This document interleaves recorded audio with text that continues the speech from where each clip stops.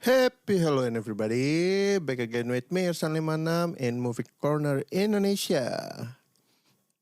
Well, sorry kalau suara gue agak-agak beda karena gue kayaknya kena radang batuk pilek dari kemarin. Anyway, sebelum masuk ke pembahasan, gue mau ngucapin turut duka cita atas kejadian yang terjadi di Itaewon, Korea Selatan. Lebih dari 100 orang meninggal karena sedang merayakan Halloween di jalan yang ada di Taiwan itu. Gue cuman mau ngingetin stay safe everybody. Sekali lagi turut duka cita untuk kejadian tersebut. Mungkin tanpa berlama-lama, gue kasih sedikit intro. Kali ini seperti yang ada di judul, gue mau ngebahas tentang film horor.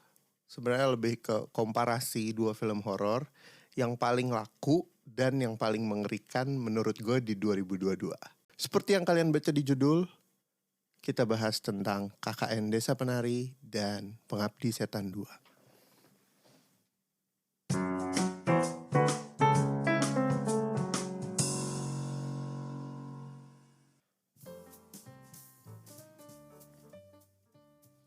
Oke, terkait kedua film horor ini, yaitu KKN Desa Penari dan Pengabdi Setan 2, mungkin gue akan ngebahas satu-satu. Pertama tentunya sinopsis dari kedua film ini, terus selanjutnya shout out buat para cast dan kru untuk kedua film ini. Abis itu gue langsung ke inti pembahasan. Jadi kayak apa yang gue suka, apa yang gue gak suka. And kalau kalian ternyata belum nonton, saran gue baiknya nonton dulu karena mungkin episode ini akan banyak spoiler. Dan beberapa unek-unek gue mungkin akan gue tumpahkan terkait hal yang ngeganjel di film ini. Di kedua film ini. Kayak gitu. Mungkin langsung aja kita ke sesi pertama terkait sinopsis dari kedua film ini. Let's go.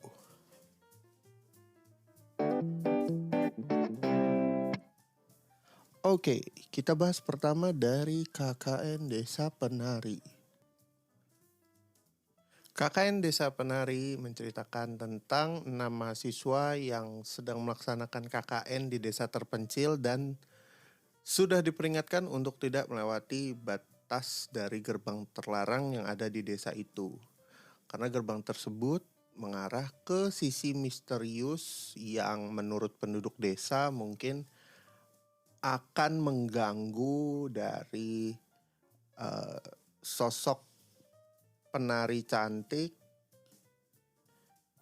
yang dulunya pernah ada di desa itu. Sosok penari cantik ini akhirnya mulai mengganggu mereka dan apa yang terjadi? Silakan tonton lengkapnya di KKN Desa Penari. Sebenarnya gue agak bete dengan sinopsis resmi di IMDb yang kayak gini. Kurang ngegambarin gitu ya. Tapi ini ada versi alur ceritanya di IMDb. Gue bacain aja tapi mungkin akan gue singkat-singkat. Jadi seorang pria di Twitter nge-spill tentang pengalaman KKN. Akun Twitternya adalah Simple Man yang gue udah lupa akun detailnya itu seperti apa, tapi dia menceritakan cerita seram berawal dari 5 mahasiswa yang melaksanakan KKN di desa terpencil.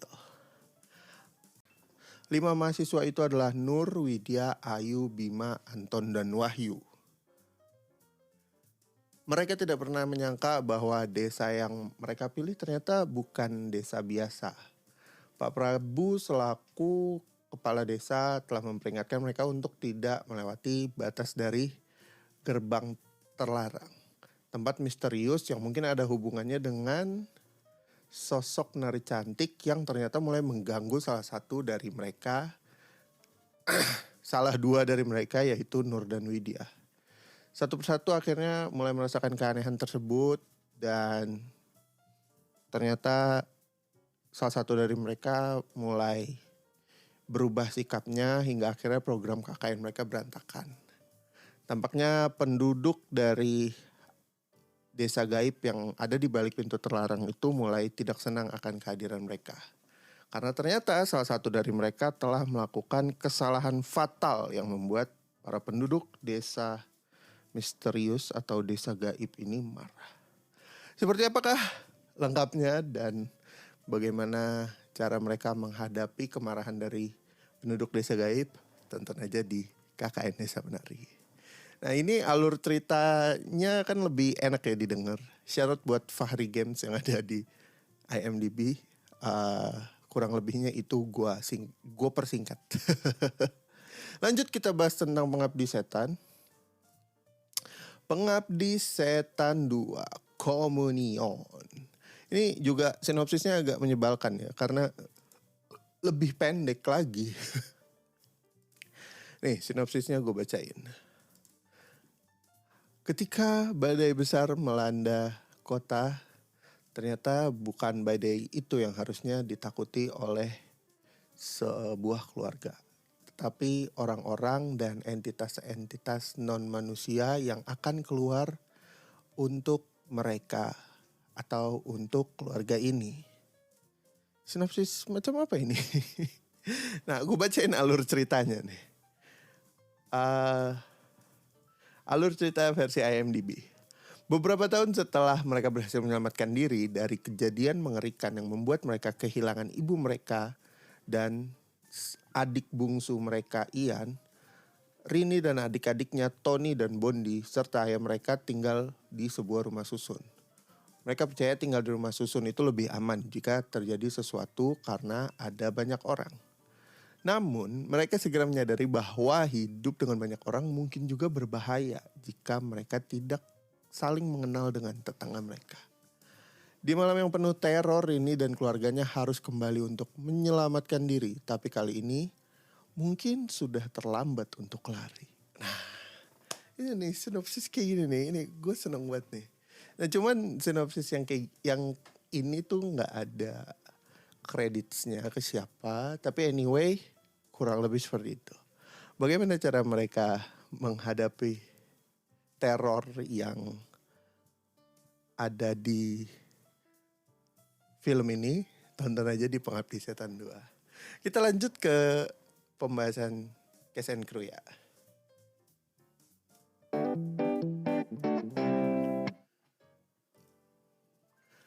Oke, untuk Cast and Crew, KKN Desa Penari dulu. Disutradarai oleh Awi Suryadi. Terus ditulis writing creditsnya ini oleh Gerald Mamahit dan Lele Laila. Terus diadaptasi dari cerita Simple Man yang tersebar di Twitter. Cast utama dari film KKN Desa Penari ada Tisa Biani Azahra sebagai Nur, ada Adinda Thomas sebagai Widya, ada Ahmad Megantara sebagai Bima, ada Agnini Hak sebagai Ayu, ada Calvin Jeremy sebagai Anton, ada Fajar Nugra sebagai Wahyu, ada Kiki Narendra sebagai Pak Prabu atau Kepala Desa, ada Aulia Sarah sebagai Badara Wuhi, ada Ati Cancer sebagai Miss Sundari, ada Diding Boneng sebagai Mbah Buyut. Ini maksudnya Diding Boneng tuh Pak Boneng yang ada di Warkop kalau kalian ingat. Dan masih banyak lagi yang gak mungkin gue sebut semua. Tapi selanjutnya gue sebut untuk para produser. Di sini ada Ronald Mailando sebagai line producer, ada Damu Punjabi sebagai eksekutif produser, ada Manoj Punjabi sebagai produser, ada Sania Punjabi sebagai associate producer, ada Linda Susanti sebagai line producer. Musik director ada Ricky Leonardi, terus untuk sinematografi di sini ada Angela Andreanti, Rika Rastu sebagai DOP di tandem dengan Rahmat Saiful atau Pak Ipung, dan sebagainya yang gak mungkin gue sebutin semua karena durasi. Mohon maaf untuk para kru yang tidak disebut. Saya sangat apresiasi dengan kalian. Terima kasih sudah membuat film paling laku di sepanjang sejarah perfilman Indonesia hingga tahun 2022. Lanjut kita bahas Pengabdi Setan. Full cast and crew. Disutradarai oleh Bapak Joko Anwar, ditulis oleh Bapak Joko Anwar.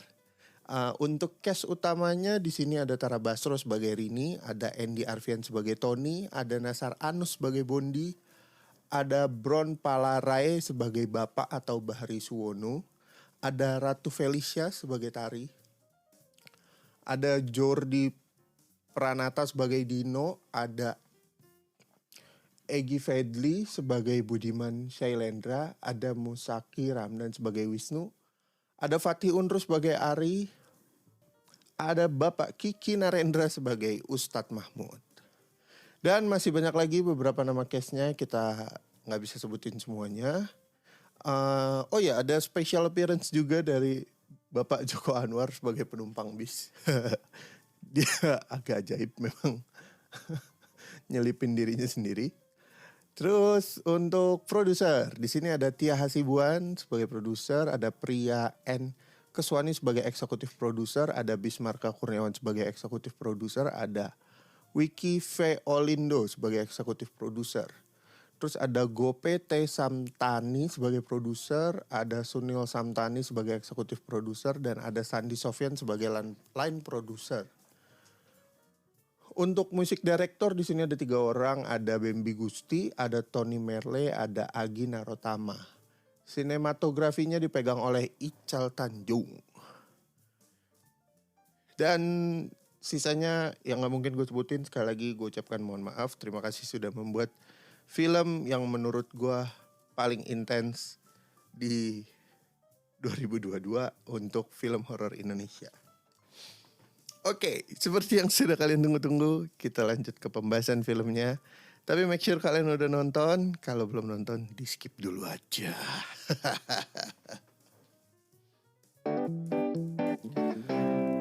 Nah, untuk pembahasan filmnya, ini gue bahas satu-satu dulu. Untuk KKN Desa Penari, skor pribadi gue untuk film ini adalah 6. Kenapa 6? Secara cerita, hasil eksekusinya itu banyak catatan, kayak penggunaan green screen yang berlebihan, bahkan gue rasa agak kurang maksimal. Terus beberapa adegan terkesan maksa. Terus ada juga beberapa adegan yang lucu tapi menurut gue tuh kurang natural gitu. Terus untuk di film ini secara alur cerita kan memang mengadaptasi dari tweetnya si Simple Man gitu kan. Sejujurnya gue belum baca sejauh itu tweetnya Simple Man. Gue berhenti sampai di bagian salah satu dari mereka tuh mulai ngegoda si Bima, si karakter cowok. Nah habis itu gue ada urusan dan gak gue selesaiin. Cuman secara summary kan udah banyak, akhirnya gue baca summary-nya aja. Ya intinya apa yang tertuang di Twitter dipresentasikan dengan gaya Pak Awi Suryadi gitu. Cuman sayangnya untuk film ini gue ngerasa karakternya kurang kuat untuk jadi film horor yang laku. Ini tuh sebenarnya film menurut gue ya. Ini sorry kalau ada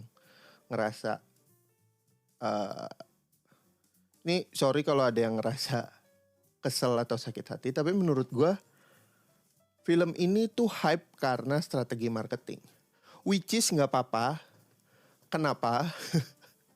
Karena membuktikan secara karena bisa dibuktikan gitu bahwa dengan marketing yang benar apapun bisa dijual gitu loh. Nah, ini adalah salah satu produk yang bisa gue bilang adalah produk yang pemasarannya tepat gitu loh. Ditambah lagi produk ini sudah ditunggu sejak 2020. Ya, Anda tahu semua kan 2020 itu seperti apa chaosnya khususnya di industri film gitu loh. banyak film yang ditunda, banyak film yang di hold untuk bahkan dari produksi sampai ke penayangan segala macam itu udah berantakan.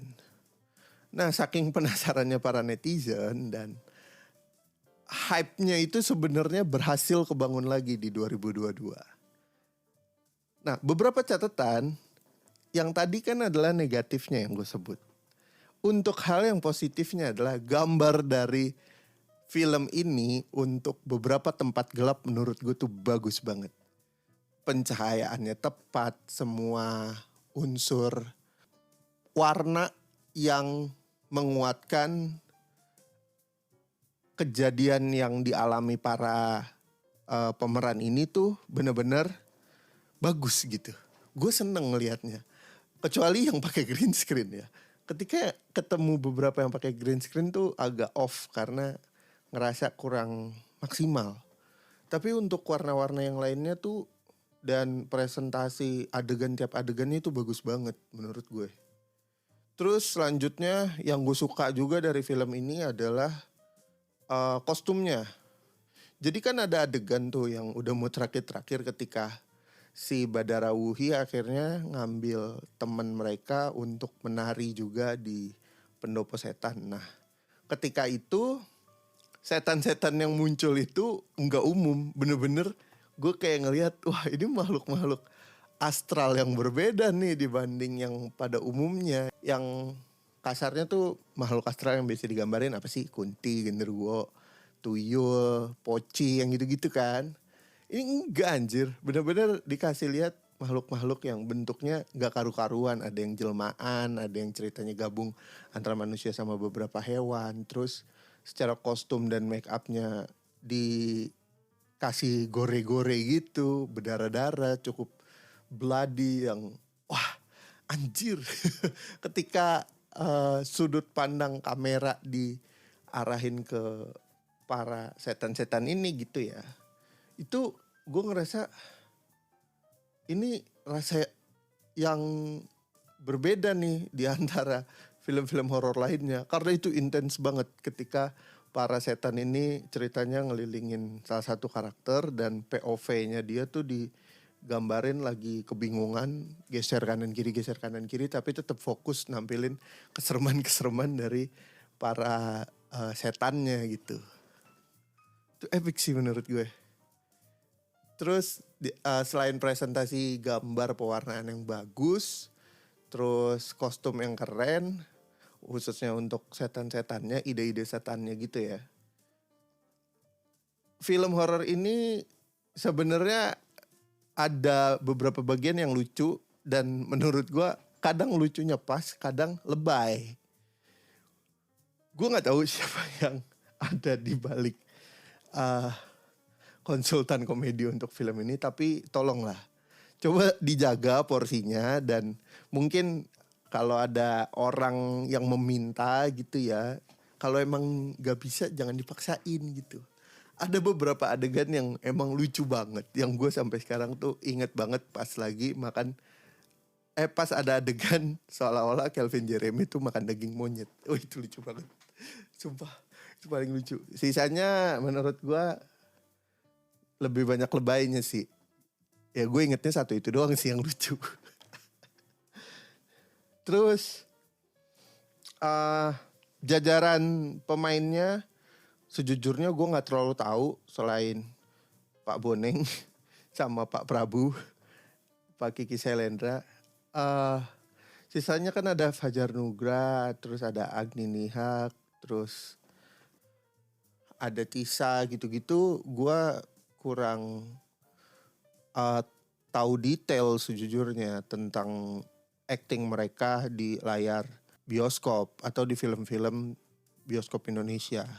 Jadi ketika gue ngeliat kok mereka begini, tapi menurut gue justru karena gue kurang tahu tentang mereka, tapi dari awal film ke akhir itu mereka kelihatan banget menjiwai gitu ya. Gue ngelihat acting mereka itu cukup natural untuk memerankan setiap karakter yang ada di film ini.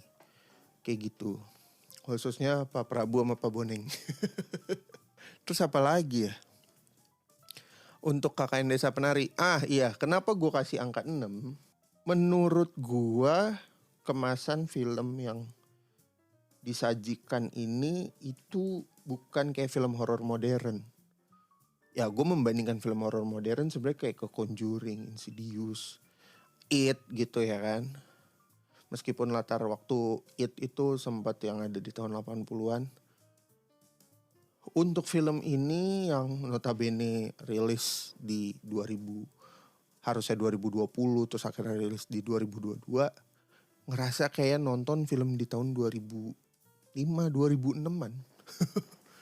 Menurut gue ya. Itu aja sih dari gue. Gue minta maaf kalau ada komentar atau opini gue yang mungkin kalian gak suka. Tapi itu yang gue rasain. Lanjut, kita bahas ke Pengabdi Setan 2. Pengabdi Setan 2, Komunion atau Persekutuan. Anjay. Pengabdi Setan 2 Komunion ini adalah lanjutan dari film Pengabdi Setan. Yang mana gue gak nonton Pengabdi Setan dan gue langsung lengkap ke Pengabdi Setan 2. Resikonya adalah gue harus sedikit off dengan apa yang dengan cerita yang gue gak tahu backgroundnya gitu. Kayak dari scene awal, ini siapa, ini kenapa begini, itu gue gak ngerti.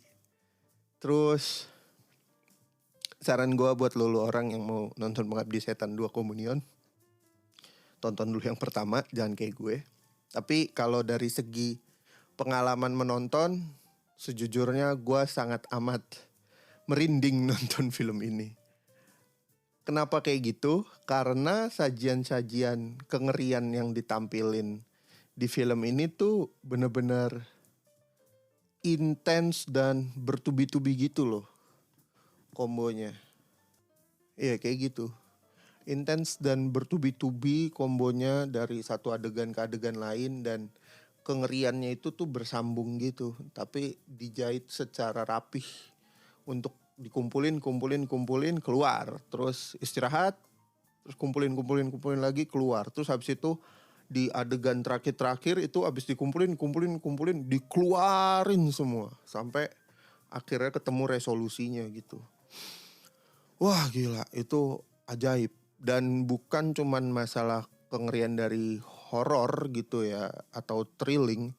Di sini juga dikasih lihat enggak. Dan bukan cuman kengerian dari jump scare, dari musik-musik gitu-gitu, tapi di sini juga dikasih lihat cara ngebangun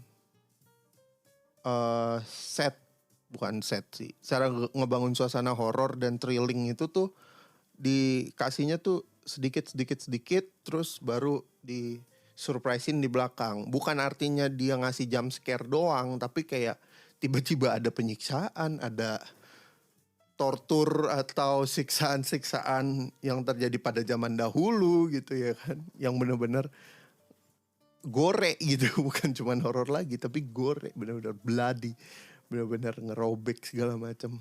Pokoknya gue hampir kayak pokoknya ketika hal-hal itu keluar tuh gue nggak kuat, gue ketakutan. Terus banyak adegan-adegan yang kayak wah ini teknisnya gimana gitu gue mikir. Karena ada adegan yang anak kecil nyangkut di aliran sampah.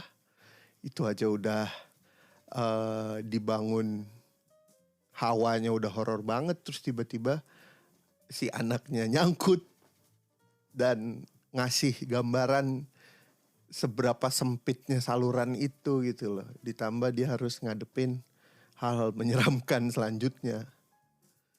Terus itu dari sisi apa ya?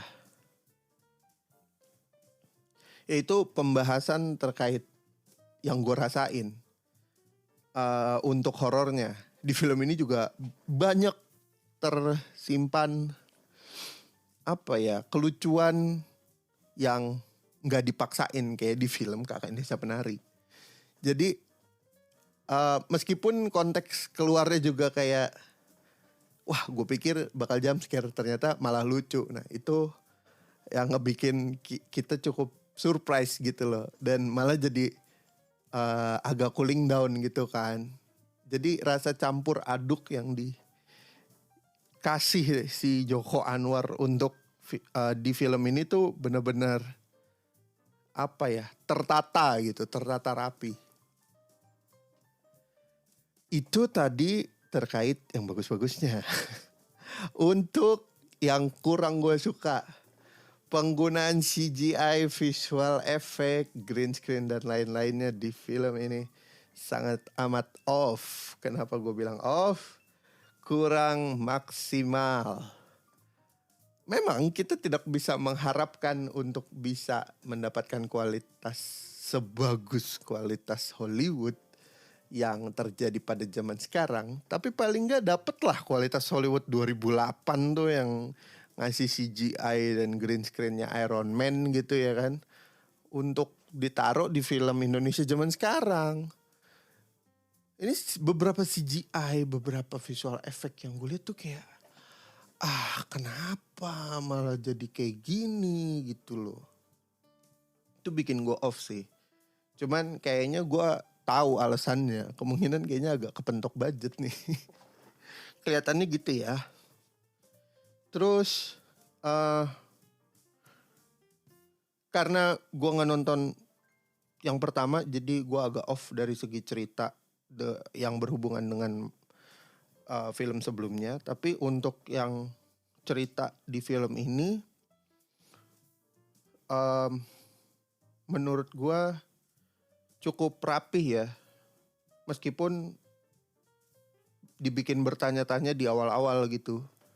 Tapi pas dari tengah ke akhir itu semua terjawab dengan penyajian yang bagus. Abis itu beberapa hal yang gue gak suka tuh kayak ada penampakan pocong nungging lah di Bosya. Terus ada ketika orang-orang yang pada meninggal, ceritanya setelah dipocong mukanya gak ditutup. Udah gitu karena hujan kan mereka jadi gak bisa dievakuasi atau segera dikuburkan gitu. Yang gitu-gitu menurut gue agak kurang masuk akal. Ya memang kalau dilihat dari alur ceritanya sih ya masuk akal aja. Tapi kayak di dunia nyata gak ada tuh yang ditinggalin dengan posisi udah diikat kepalanya tapi mukanya kebuka. Harusnya ya jangan diikat dulu gitu loh. Ini gue bikin ginian aja merinding suwe. Serem banget kalau nginget-nginget adegannya. Terus untuk film Pengabdi Setan 2 ini kelihatannya kan ini akan jadi sequel. Kayaknya sih di beberapa tahun kemudian akan ada Pengabdi Setan ketiga. Kenapa gue bisa ngomong gitu? Karena gak sengaja kan Joko Anwar waktu itu lagi wawancara tiba-tiba keceplosan ngomong Pengabdi Setan 3. Maksudnya Pengabdi Setan 2. Nah, kayaknya udah ada obrolan tuh untuk melanjutin franchise Pengabdi Setan di tahun-tahun berikutnya.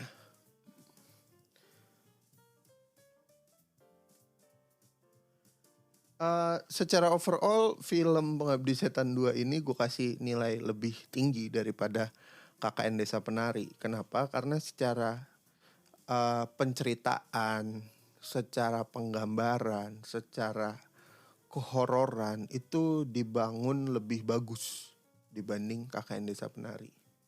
Tapi kenapa ya Pengabdi Setan 2 itu tidak bisa selaku yang ada? Tapi kenapa ya Pengabdi Setan 2 itu tidak bisa selaku KKN Desa Penari? Lagi-lagi pasti teknik marketing. Meskipun tidak selaku dari KKN Desa Penari, Pengabdi Setan 2 ini yang katanya tidak seseram yang pertama itu mendapatkan peringkat ketiga film terlaris di Indonesia dan peringkat kedua sebagai film horor terlaris di Indonesia dengan total penonton 6.391.982. Berbeda sekitar hampir 3 juta dari KKN Desa Penari yang menerima penonton 9.223.600 9.233.847. Seperti itu. And again, untuk kedua film ini, congratulations karena telah menjadi 2 film horor terlaku di 2022 untuk film Indonesia. Dan terima kasih atas kerja keras dan upaya untuk memberikan yang terbaik hingga akhirnya mendapatkan hasil dari jerih payah yang setimpal gitu loh. Dengan segala macam drama yang terjadi dari 2020 gitu ya kan, sampai akhirnya bisa rilis di 2022. Amazing. Mungkin gue terkesan, gak usah, amazing pokoknya. Kayaknya itu aja deh dari gue untuk kali ini. Wow, tidak terasa sudah hampir 30 menit ini gue berbicara. Itu aja lah, terima kasih untuk yang udah dengerin. Sampai jumpa di episode selanjutnya. Happy Halloween, stay safe everyone. Follow gue di Irsan56. Sampai ketemu lagi. Ciao.